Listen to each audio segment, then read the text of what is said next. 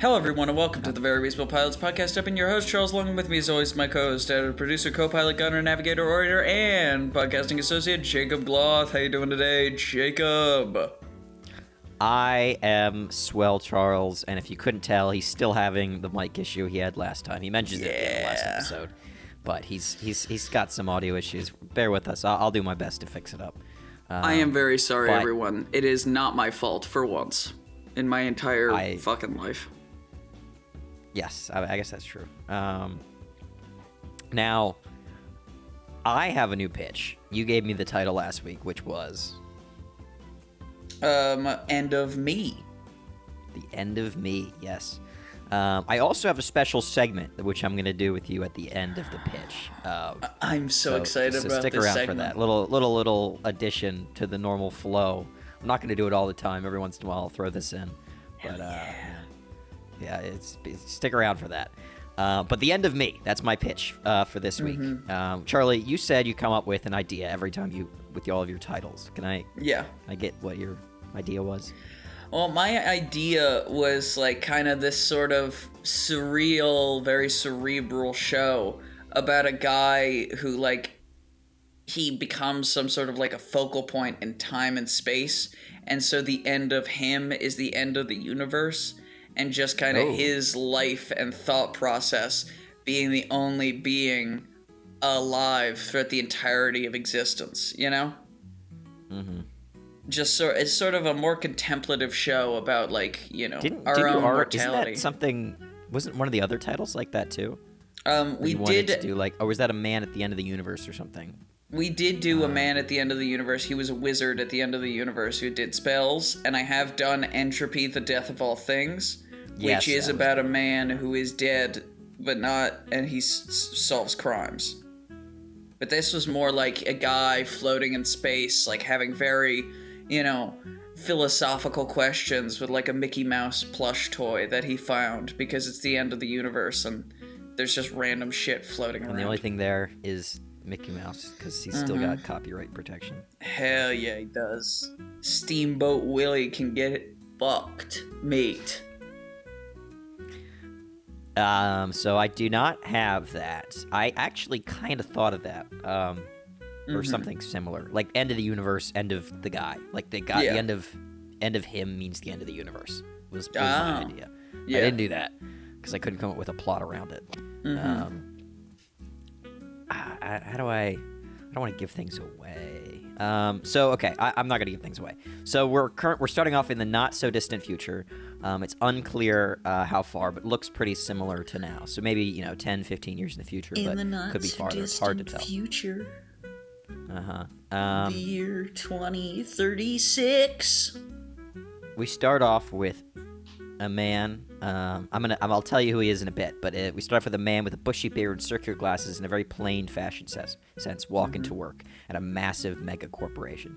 In the elevator, he looks over. He sees his floor, which is the 15th floor, but he sees another floor, the 4th floor, which instead of a button is a lock. You have to turn a key to go to that floor, and it has a little label next to it that says R&D.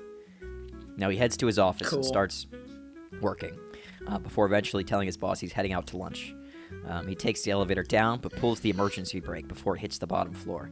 He climbs over the top of the elevator, shedding some of his burly clothes, revealing him to be Gregory Sainz. Gregory Sainz is a cool, calm, charismatic info broker, which is basically a spy, but not as really James Bondy as you think, but still kind of spy, Yeah. He's into old music, a glass of whiskey, 2 sugars in his coffee, and he likes nice but cozy clothes. He lives alone in a 1-bedroom in a seemingly shit building, but it's fairly nice inside. He's kind of a loner, but has no trouble talking and socializing when he needs to. He's just, prefers his own company. But that is Gregory Sainz, our cool James Bondy guy. I like the name. Can I say something? I like the name Gregory Sainz. I think that's cool. I was really embarrassed for a second because I thought Gregory Sainz was I thought you were doing what I did last week. And this was a repeat character. And I was like, I have no fucking idea who Gregory Sainz is. Shit. I felt really bad for a second. There is a theme with the names of the people. I want you to guess it when we get out. All right. Gregory Sainz is your first name, but I did go for a very hard theme on these names. M. Night Shyamalan films. You're not going to get it. The answer is you're not going to get it because it might be sports related. No! He's shedding some of his burly clothes. He pries open the elevator doors. He sneaks into the office and grabs a lab coat and goggles and wanders through with a clipboard. So what we're getting from this is that he's very, like when it comes to, like, the spy, there's two ways to break into a place as a spy. You either blend in or you're, like, sneaking around the vents. This dude is a prime blend-inner. Like, he will pretend to be your boss. So he's sneaking around in the office with a lab coat and goggles, and he wanders around with a clipboard. He spends some time scolding some of the younger researchers for fooling around in the storage room. And when they leave, he skims through the boxes. So there's, like, a couple of, like mid-20s people in there that are, like, drinking or something. Yeah. In the back room. Just chilling out. This is, like, their hangout spot. It's something they shouldn't be doing back there. Maybe they're just eating or something. This is, like, their hideaway. Oh, they've got a vape. Maybe they've got, like, one of those big dumb vapes. And passing he comes in pretending to be their their boss, gets them to not, to get out. Maybe they're smoking back there. Maybe that's the... Yeah, you're right. Maybe they've got a vape or a cigarette or something. So he comes in acting like their boss, tells them to leave, and as soon as they leave, he starts skimming through all the work. He skims through the boxes until he finds one labeled Orpheus. He stuffs it into his coat and then pulls the firearm. So this is a small box, like I was gonna say, how big is this? Little package things, something you could fit in your coat. All right. I was thinking maybe he confiscates the cigarette from them, right? Like he says, like, give me those. Yeah, and then as soon as they leave out the door, he looks down at the smoke and then takes a big puff. Oh, that's perfect, Charlie, actually. So let's say he takes the cigarette and he starts smoking it while he's looking through everything, right? Mm-hmm. And when he finally finds the stuff, he stuffs it in his coat. He's still smoking the cigarette, and then he holds it up to the... I was going to say he was going to pull the fire alarm, but instead he should hold it up to the smoke detector so it goes off. Mm-hmm. Absolutely. That's very smart. I like so that he's got the package now. He's fire alarm's going off. He's taken, like, the role of, like, the fire chaperone person. He's, like, yelling for people to get to the door. He's, helping herd people out. He escorts a bunch of people out of the building, and before he can slip away, he's about to just scoot off and get away from the building. He gets told he has to help monitor the search to make sure no one's left with anything from R&D. So now he's, like, helping to pat down the younger researchers, making sure they didn't, this wasn't a scheme by them to steal something. Mm-hmm. And he's helping for a bit, and then he tells his coworker that's helping him out that he's like, I missed lunch. You want me to grab a bite for you? And he's like, yeah, sure. Can you get me a sandwich? And so Sainz walks away, and as he does, the coworker realizes that he never actually checked Sainz, and he starts to yell after him. But Sainz is pretending that he can't hear. There's a loud bus going by, and he's like, what? I mean, what is it? And that coworker grabs security. Yeah. But before he can point out where Sainz to the security, he's already gone. He's hopped on a bus. I was going to say he grabs onto the side of the bus. Mm-hmm. So Sainz is now walking down the wet streets of Tokyo, by the way. This is Tokyo. And he's scanning around while keeping his hood tight over his head. He looks around before cutting into an alley and then suddenly popping out into a narrow sushi restaurant. He takes the site farthest from the main entrance but closest to the back door and orders a couple of rolls. He's offered a pair of chopsticks, but he has his own. He also asked the lady behind the counter to keep a hold of his coat. Let's see, it's raining outside. It's probably a little wet. Doesn't want to sit in the seat with his coat. He's keeping a low profile as people rush past outside, some holding pipes and other blunt weapons. And one or two you can see, like, as they run past, like, their coat sort of flaps up and you can see a gun inside. Ooh. And we jump cut to a few minutes later, and then 20 minutes later, and Sainz is getting increasingly relaxed as we cut. And now he's just sipping a cup of tea, eating his sushi, chatting with the waitress.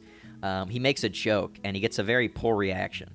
So he just made, like, a couple of jokes, and she was laughing and laughing and laughing, but the last one, for some reason, gets a poor reaction. He's like, was it not funny? And then he feels the cold barrel of a gun to the back of his head.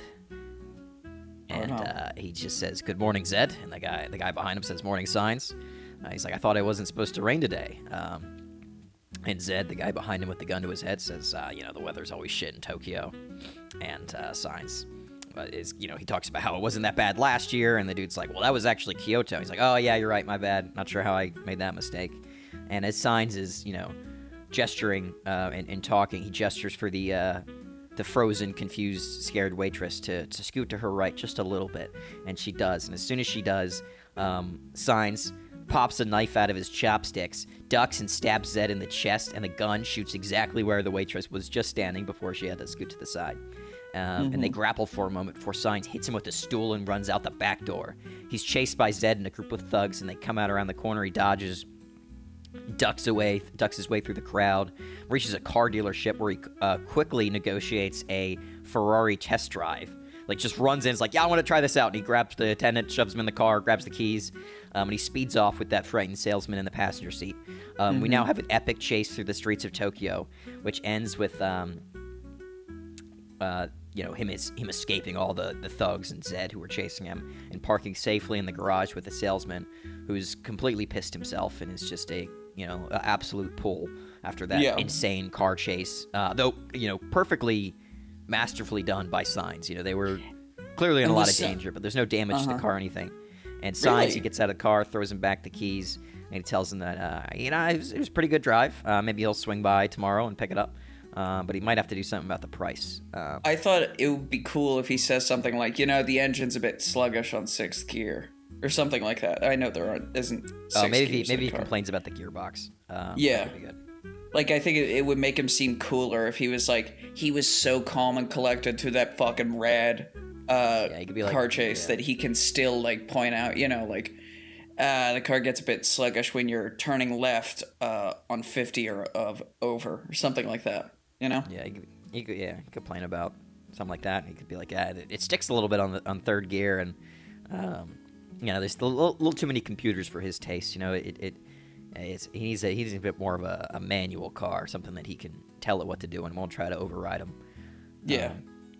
So we have an epic. Obviously, we just finished this epic chase, and Sainz is getting out of the Ferrari, and he's going back onto the streets, and that's what he calls his handler, Mallory, who tells him that Dr. Rosenberg could take the delivery now, but Sainz says he doesn't actually have it with him.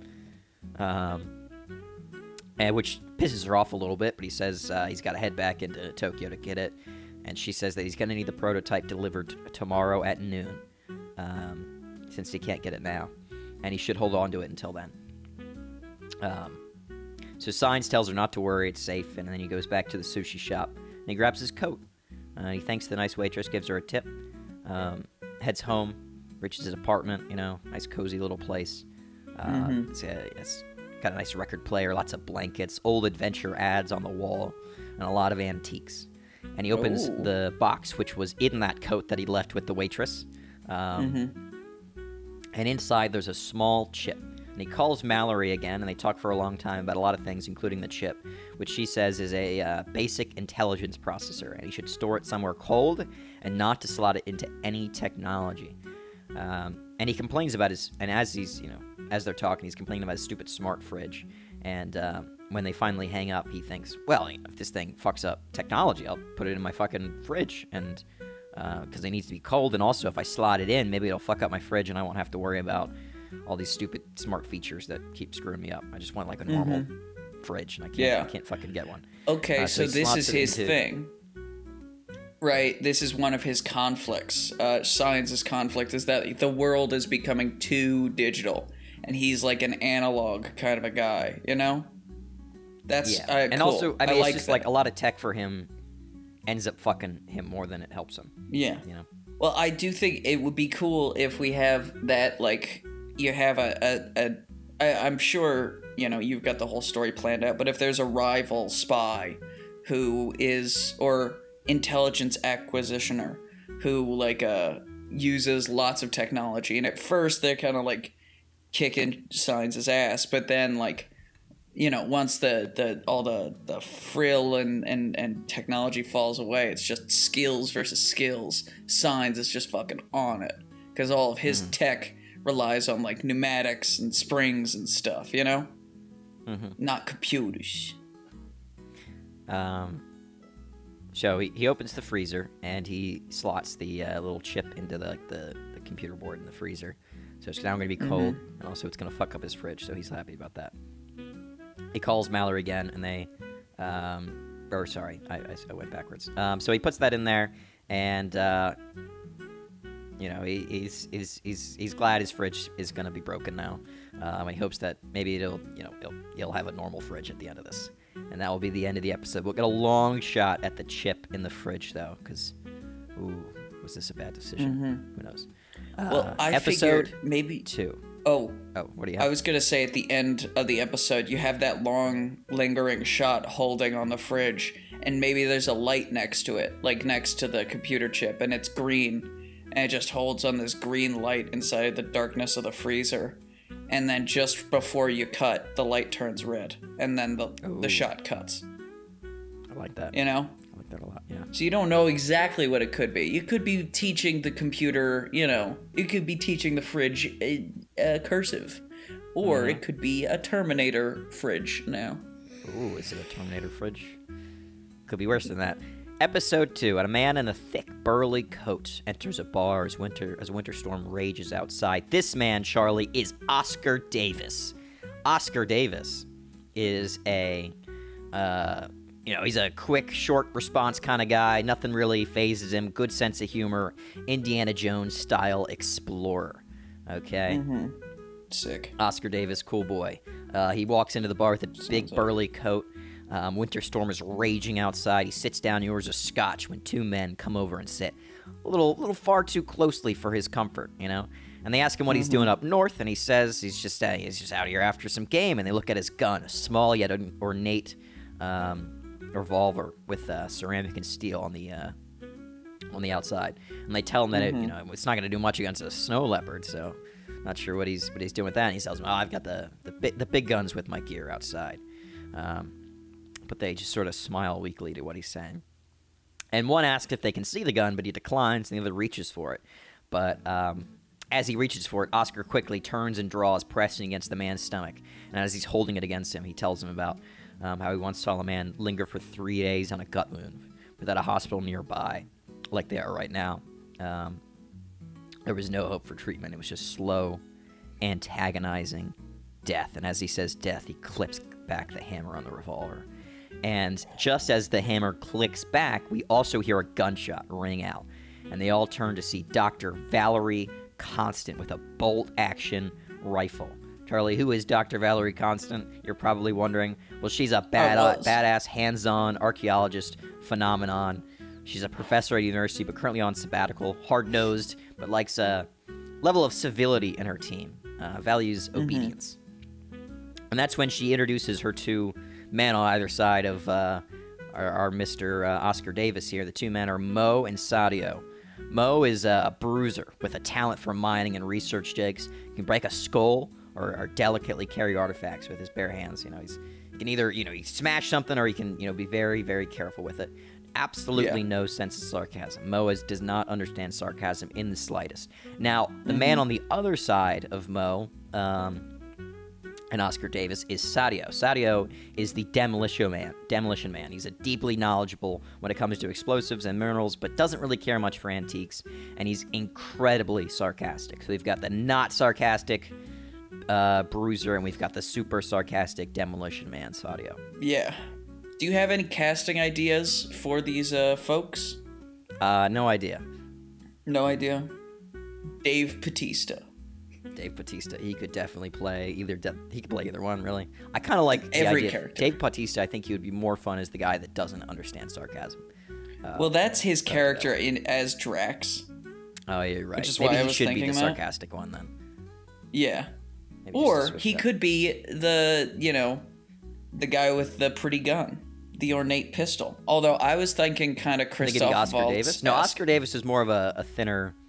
He's got a big burly coat because it's cold outside, but he's more, Harrison Fordy, someone like that. Yeah. Someone. Tim Roth, maybe. Tim Roth, I like Tim Roth. He might be too old now. But maybe a slightly younger Tim Roth would be all right. Slightly not younger. Yeah, it could be Henry Cavill. Henry Cavill could play all of them. He clicks back.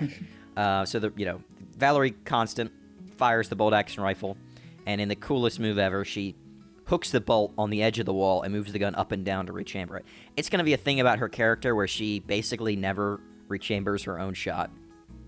Personally, like, she doesn't just do it like a normal person. She doesn't, like, just pull back the bolt and click it forward. She always does it in some weird way.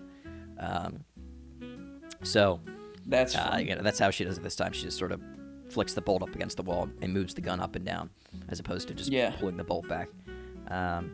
So she introduces herself and her companions, Mo and Sadio, to Oscar Davis. She explains that the university chancellor, who is in love with her, was worried that her progress/safety on her, because she's currently on sabbatical from the university. So she knows that he called in Oscar Davis, a renowned adventurer/tomb raider, which she despises because she's a archaeologist. She belongs in a museum. Classic Indiana Jones. And as far as she is concerned, Oscar Davis is all in it for the profit. He will sell it to whoever wants it. He just grabs the shit, gets out, sells it. Usually to a government or something. So it usually ends up in a museum. But sometimes somebody else is offering more money. So she wants to pay him to leave, but he insists that he's got to deal with the chancellor, and he doesn't back out on deals. So we get a little bit of an Oscar Davis here. If he makes a deal, he's not going to cut out on it. And he's supposed to make sure she makes it out of this alive, with or without the artifact. That is his agreement with the chancellor. And she's not totally thrilled about this, but she reluctantly is like, okay, you can come along. And he accompanies them to the ship where they're planning to hire, for the journey north. And he goes with them, and as they're finalizing the plans, he spots someone take a photo of them from like an upstairs like motel room window. And he splits off from the group and he goes into the building, only to find that no one's there. Confused, he starts to return when someone throws a piano wire over his throat. And he starts struggling and punching and fighting. Tumbles down the steps with the man, and the fight continues into the bar. So we've got tables smashing, glasses everywhere, and the fight will end when the man suddenly pulls out a knife and leaps at Oscar. And as he's midair, about to land on top of Oscar, probably going to get stabbed here, maybe fatally. The man is suddenly shot in the air, and Oscar once again turns to see Dr. Valerie Constant again with the bolt-action rifle. This time, how does she reload it this time? It's Sadia right next to her, just pulls back the bolt for her. I was going to say, she should definitely have someone who's kind of like her sidekick, who does that all the time. Because but I also really want these guns. The way you're describing it is giving like big Quentin Tarantino vibes with the guns, and that they just like, the amount of power they have just does not make sense. And I don't think it has to make sense. He's gonna get, instead of getting if real life, if you shot somebody while they were flying through, like jumping through the air, they would still land where they were intending to. Where land. They were gonna. He would still land on Oscar. The bullet doesn't have enough force to move your entire body like this. Instead, it would fucking send his body flying backwards into the wall or something. It'd be a little. He has to hit the wall. Surrealist. It'd be a little ridiculous. And that's fun. Because that's cool. It looks cool. She chides him for not being able to protect himself, and is like, hey, this is the guy that the chancellor hired to back me up. Like, come on, almost just died here.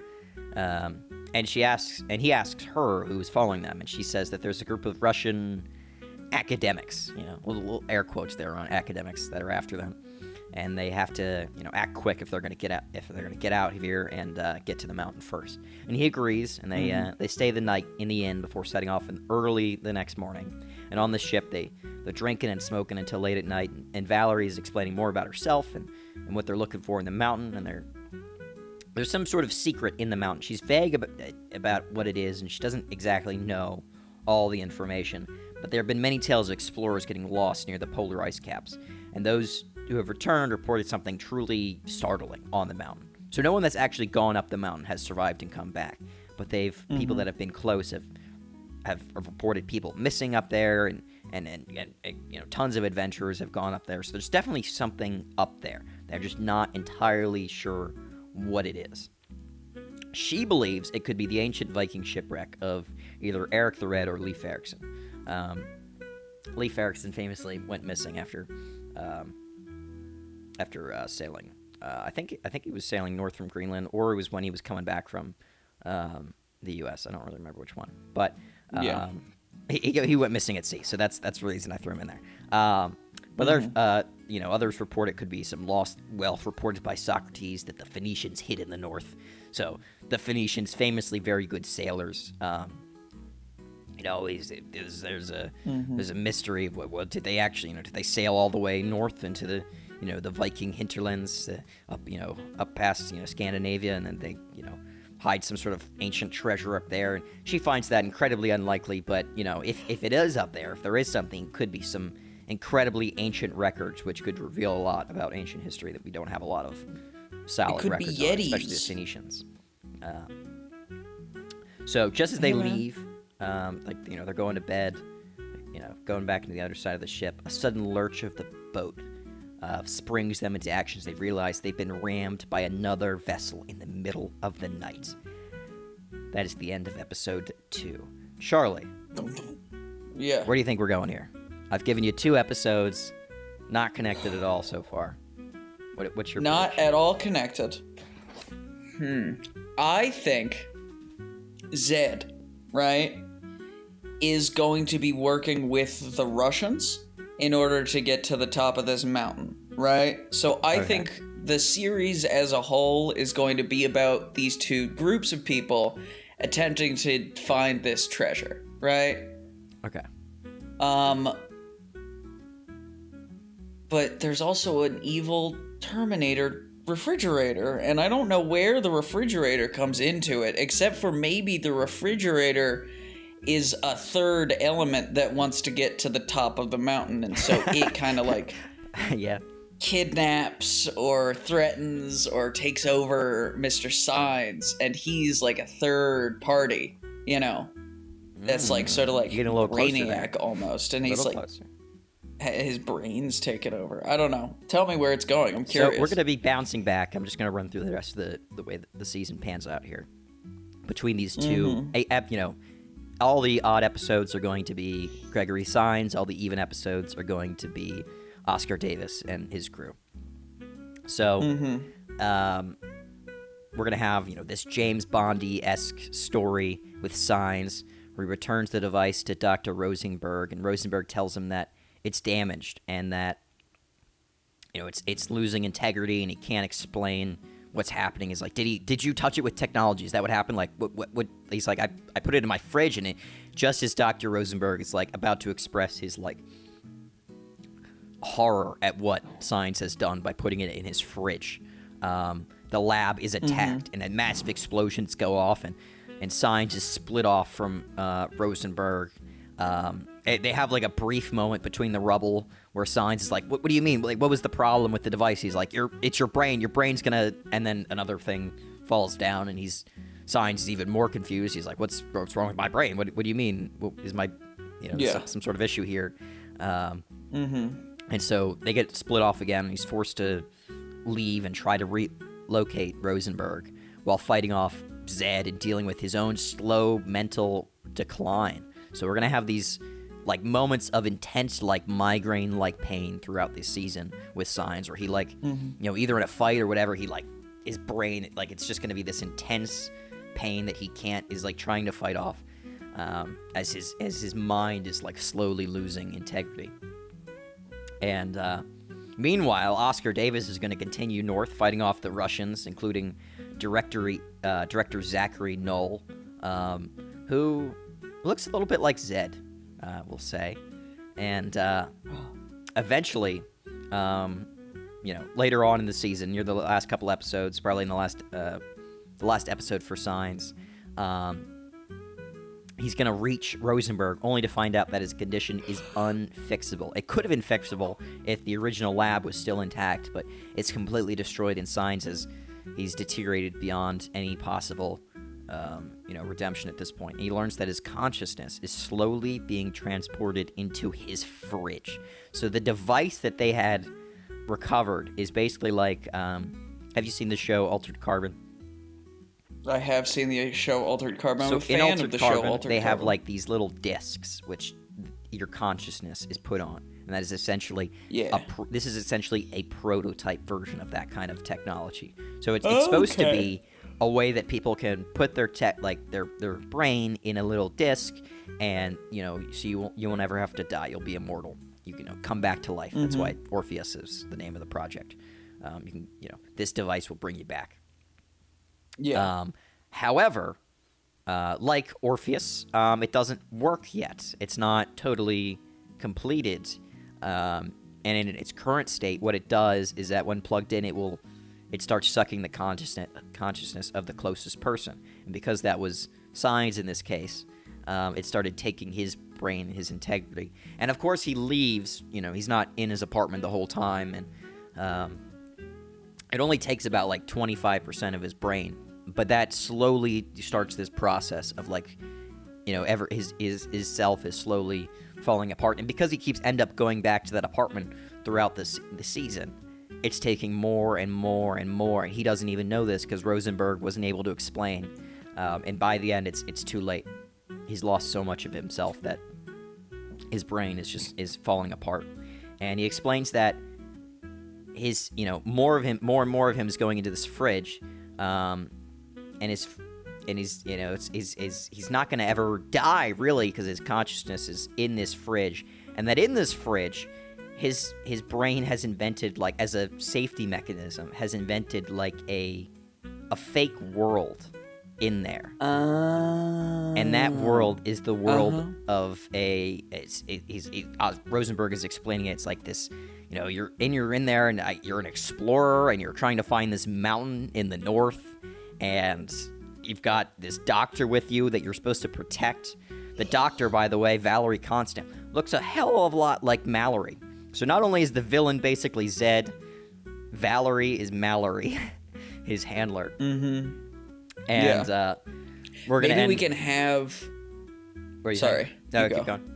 I was gonna say maybe we could have because you said he had lots of antiques and stuff, which obviously makes sense as to why he made the most competent. Yeah, exactly. But maybe we can have be a bit more on the nose with it. And we can have various the action sequences and set pieces in that half of the show are foreshadowed by the various pieces of artifacts he has on his wall. Maybe he has a Viking longship, a portrait of a Viking longship. Mm-hmm. We never draw attention to it. It's just in the background of a few shots. But it's okay, that makes sense, Mm-hmm. Just so after you watch the show, it all starts to make more sense. Yeah. I think that'd be cool, but you keep going. So, Sainz comes to terms with the fact that he's just dead, and his brain is going into his fridge, the fridge that he hates, his ultimate nightmare. And he just, he spends his last day doing the things that a normal person would do. His whole life has been very chaotic. So he goes to a record store, he listens to some music, he has his favorite meal, he goes to that sushi restaurant, and he just chats with the waitress for a little bit, has a couple of rolls, and then he just goes to a park, he sits down on a bench, and he just looks up into the sky. And then we cut to Oscar Davis and Valerie climbing up the final stretch of the mountain to find, the secret. Oscar's very excited. He's like, we're finally going to, find whatever it is at the top of the mountain. As they're climbing up the mountain, we just slowly fade out as they reach whatever it is that is hidden at the top of the mountain. That is the end of me. The end of me. I like it. I think it's fun. I think it's dark, but without being extra mean-spirited. I think it's fun. I like the show. I couldn't figure out the naming conventions. I assume it were soccer players. They're all or people. Owners or whatever. Gregory Sainz, Carlos Sainz is a Formula One driver. Oscar Davis, Oscar Piastri is a Formula One driver. Nico Rosenberg, the doctor, is a former Formula One driver. Mo and Sadio are both soccer players. Mo Salah and Sadio Mane. Cool. Oh, yeah. It's one way to come up with names. It's my go-to. I do have a segment for us, Charlie. Are you excited for that? Oh, or do you have any more questions about the end of me or thoughts about that before I go to our segment? My last thought was I've been watching Mr. In Between, which is a drama crime show it's on Disney Plus. It's Australian. It's very good. And the main character is a guy named Ray Shoesmith, and if you Google Ray Shoesmith or the main character from Mr. In Between, that is what I think Jeffrey Sainz looks like. Gregory. Like, that's in my mind, like, that's him. You know? I don't know what that is. For in my vision of Gregory Sainz, he just looks like Carlos Sainz, the racing driver. Yeah. So if you look up Carlos enough. Sainz, you'll know what I think of Gregory Sainz. Yeah. All right. Okay, that guy. Our segments. Are you excited? Because so you're about to excited. participate. This has been like in the inaugural session. 6 weeks. I know. I've set this up for a while, and it's gonna be it's not as exciting as I probably set it up to be. I'm excited. I have our first inaugural session of VRP trivia. Yay! Trivia. I love trivia. Well, let's see how much you like it in a second. I have 4 questions for you, Charlie. 4 questions about the previous 200 and this is 217, so 216 episodes. 216 Though it might be closer yeah. to 220 because we have actually had 3 special discussion episodes, Charlie. What were they about? You are right. 3 episodes that are not traditional VRP episodes. They're separate. Can you name what our 3 discussion episodes were? I know we did one on Zack Snyder's Justice League. That is one. The Snyder Cut. I'm pretty sure we did one on The Batman. Yes, that is 2. The third one's going to be hard. And was it DC Fandom? Ah, you got it. That's all 3. I did not expect you to get DC Fandom. Yeah. Hell yeah. I know the podcast, dude. All right. It's going to get much I'll harder listen now. to it. Actually, you know what? I'll do that Okay. question last because that's going to be too hard. All right, So cool. I'm skipping question 2, going to question 3. We'll go back to question 2, though. In VRP episode 155, your show called Fallen Angels, what was the name of the owner-operator of the Fallen Angels Tavern? I'll give you a hint. She was a no-nonsense streetwalker after years of working in the big city. She started this tavern. What was her name? Oh, fuck, because I remember now, Fallen Angels, it was like, I think I was watching Firefly at the time, or I was thinking about Firefly, and there's that episode of Firefly with the cowboy saloon. Oh, fuck, I do not remember her name for Might the have the life same of me. last name as your mom. Sarah Flynn.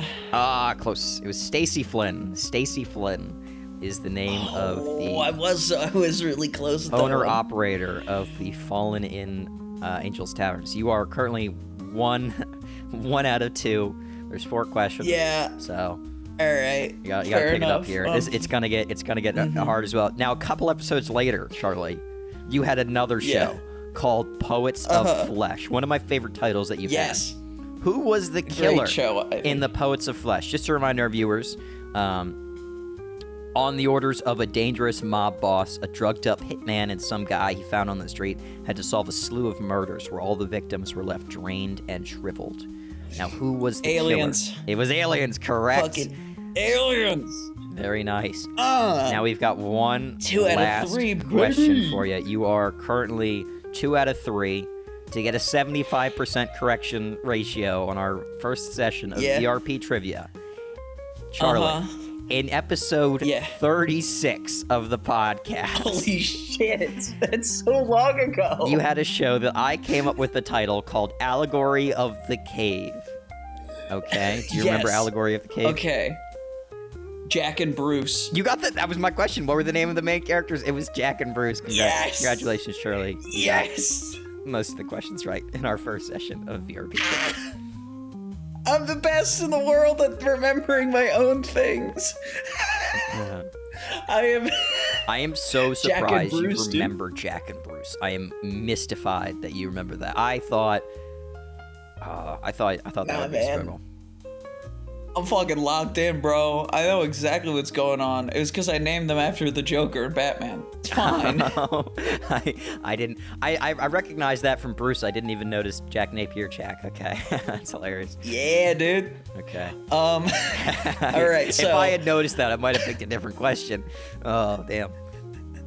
That's hilarious. It is episode 32. That was many years ago. I feel like that's still 36. It's still pretty impressive. It's very good. That was a while ago. All right.